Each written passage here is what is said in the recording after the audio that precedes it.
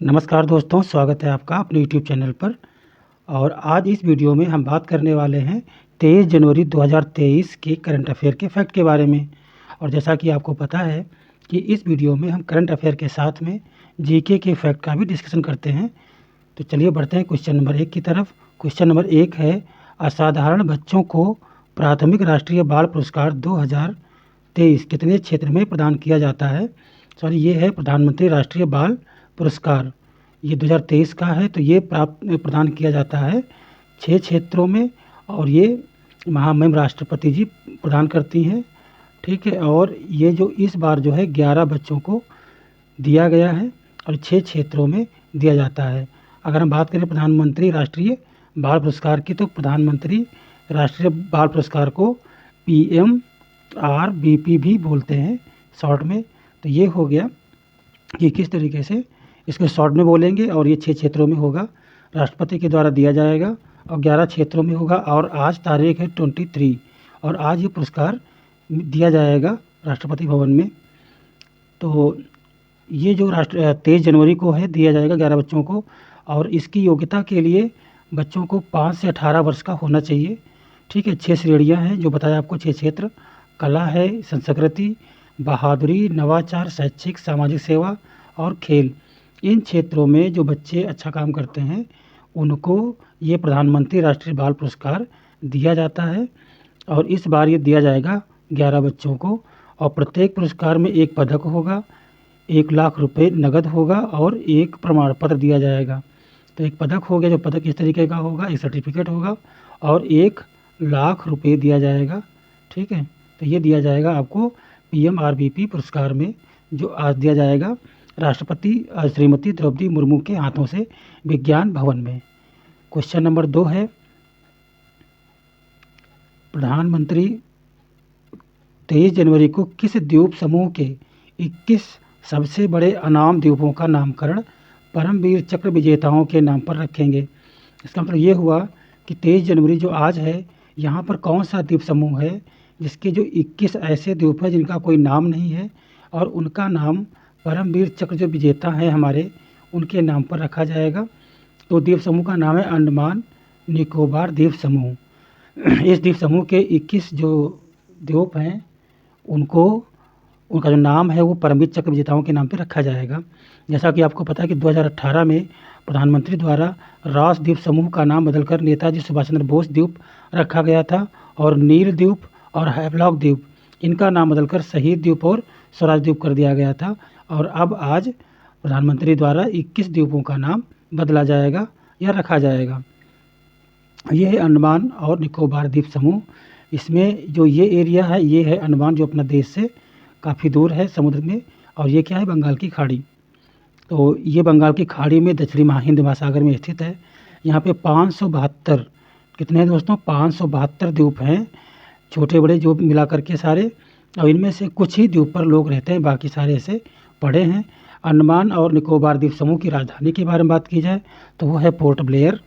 और 2 प्रमुख द्वीप समूह, जो आपका ऊपर का अंडमान है और नीचे वाला आपका निकोबार द्वीप समूह है, इसको जो 10 डिग्री उत्तरी अक्षांश है वो इसको अलग करती है दोनों को।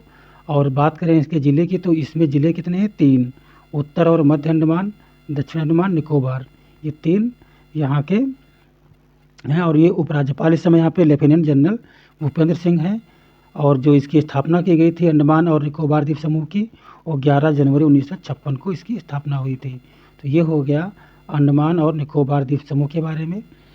प्रश्न नंबर 3 है, मणिपुर, मेघालय और त्रिपुरा की स्थापना दिवस किस दिन मनाया जाता है, या इनकी जो स्थापना दिवस है वो कौन से दिन में पड़ता है?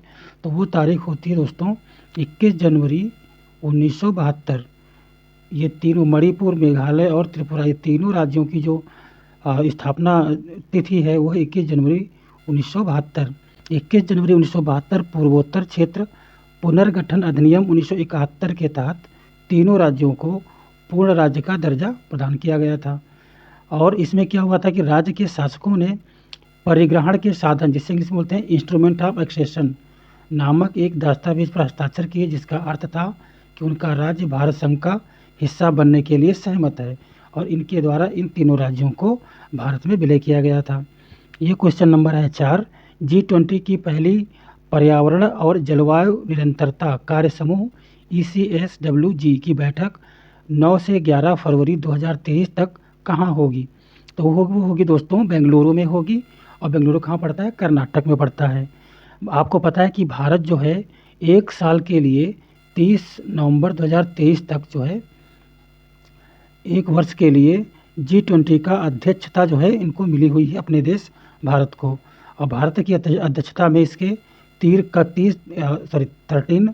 कार्य समूह होंगे और 2 कार्य व्यापार समूह की बैठक होगी 1 साल के अंदर। और इसमें होगा क्या? जो ये बैठक होगी तटीय निरंतरता, क्षरित भूमि की बहाली, इको प्रणालियाँ, जैव विविधताओं को बढ़ाने तथा चक्रीय अर्थव्यवस्थाओं को मजबूत बनाने के साथ नीली अर्थव्यवस्था को प्रोत्साहित करने पर ध्यान दिया जाएगा।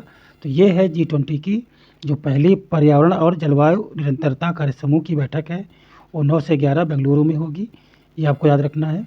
अगर बात करें G20 की, तो G20 की जो स्थापना है वो हुई थी 1999 में। और G20 का कोई भी मेन ऑफिस नहीं है, कोई भी सचिवालय उसका नहीं है। और G20 जो 20 वित्त मंत्रियों या सेंट्रल बैंक के गवर्नेंस के ग्रुप के रूप में भी जाना जाता है इसको। G20 की स्थापना 1999 में अमेरिका की राजधानी वाशिंगटन DC में की गई थी और इसको करने वाले थे अमेरिका के राष्ट्रपति। पहला शिखर सम्मेलन इसका हुआ था 14 से 15 नवंबर 2008 में हुआ था। इसका उद्देश्य इसका है वैश्विक अर्थव्यवस्था में प्रणालीबद्ध महत्वपूर्ण औद्योगिक और विकासशील अर्थव्यवस्थाओं को एक साथ लाने के लिए महत्वपूर्ण मुद्दों पर चर्चा करना। इसमें 20 देश शामिल हैं, इसलिए इसको G20 या ग्रुप 20 बोला जाता है। और इस समय वर्तमान अध्यक्ष हैं हमारे PM नरेंद्र मोदी जी। और अगर 20 की बात करें तो ये आपके जो स्टेट दिए हुए हैं, ये 20 देश के नाम दिए हुए हैं। जैसे कि ऊपर अर्जेंटीना है, ऑस्ट्रेलिया, ब्राज़ील, कनाडा, चीन, EU है, और फ्रांस है, Germany, Bharat, Indonesia, Italy, Japan, Mexico, रूस, सऊदी अरब, दक्षिण अफ्रीका, दक्षिण कोरिया, तुर्की, ब्रिटेन, संयुक्त राज्य अमेरिका। ये 20 मेंबर हैं G20 के। क्वेश्चन नंबर 5 है, भारत अंतर्राष्ट्रीय विज्ञान दिवस IISF 2022 का उद्घाटन कहाँ किया गया? तो ये जो महोत्सव है इसका उद्घाटन होगा भोपाल में। ठीक है, भोपाल कहाँ पड़ता है? मध्य प्रदेश में पड़ता है। और ये जो महोत्सव है इसका जो विषय है, जो थीम है, वो क्या है?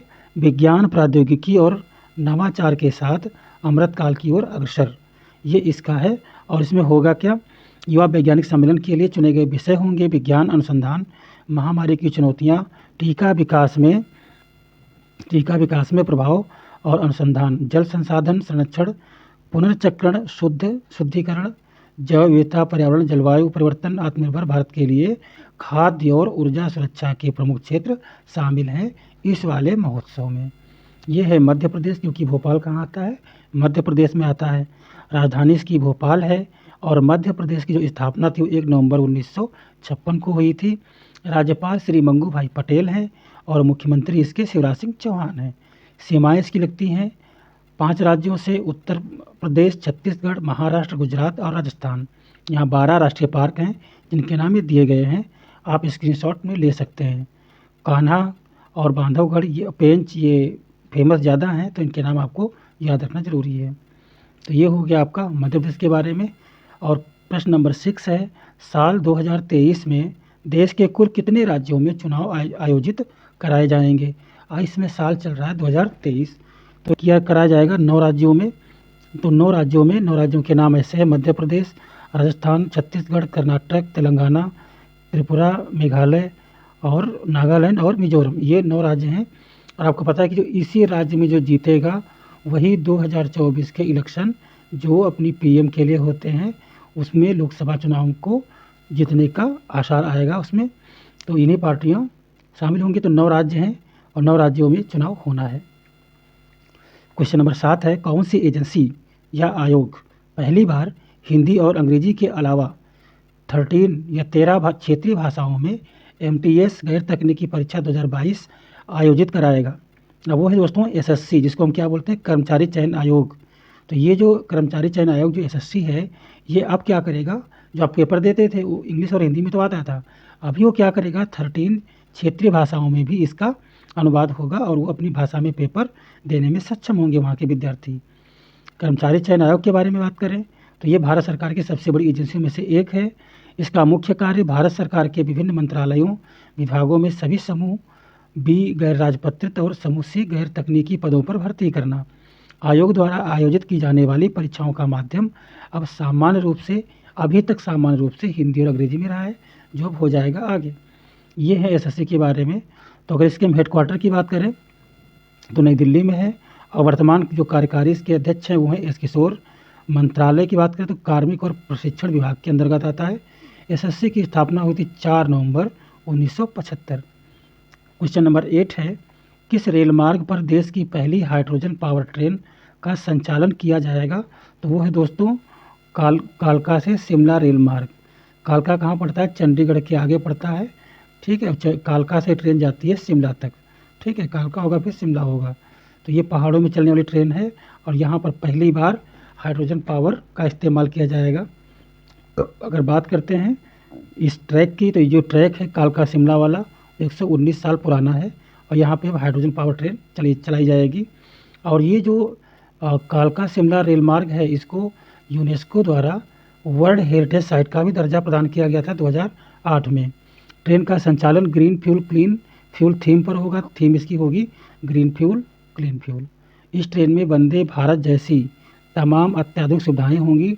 ट्रेन में केवल 7 कोच होंगे। स्वच्छ वैकल्पिक ईंधन विकल्प के लिए हाइड्रोजन पृथ्वी पर सबसे प्रचुर तत्वों में से एक है। तो ये कुछ चीज़ें हैं।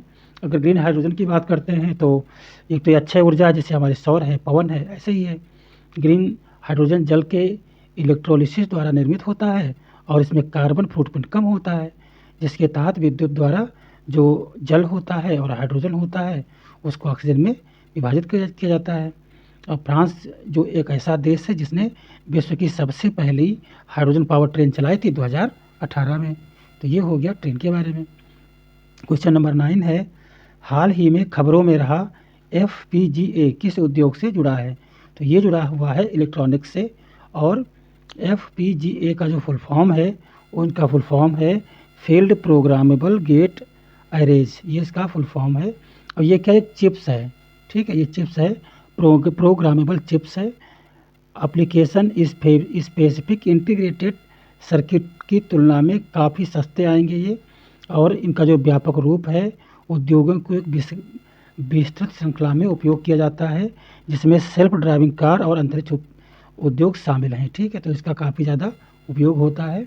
क्वेश्चन नंबर 10 है आपका, विश्व आर्थिक फोरम 2023 की बैठक की थीम क्या है? तो थीम है दोस्तों cooperation in a fragmented world. ये है इसकी थीम। और विश्व आर्थिक फोरम जो है ये दावोस स्विट्जरलैंड में अपने वार्षिक सम्मेलन के लिए जाना जाता है। अर्थशास्त्री क्लाउस स्क्वैब द्वारा स्थापित यह एक गैर सरकारी संगठन है। इस वर्ष विश्व आर्थिक फोरम की जो थीम है वो क्या है? Cooperation in fragment world. तो ये हो गया क्वेश्चन नंबर 10। दोस्तों इस वीडियो को आप लाइक कीजिए, अच्छा लगा तो आप लाइक कीजिए, शेयर कीजिए और सब्सक्राइब कीजिए और सपोर्ट कीजिए। मिलते हैं अगले वीडियो में, तब तक के लिए नमस्कार, जय हिंद, वंदे मातरम।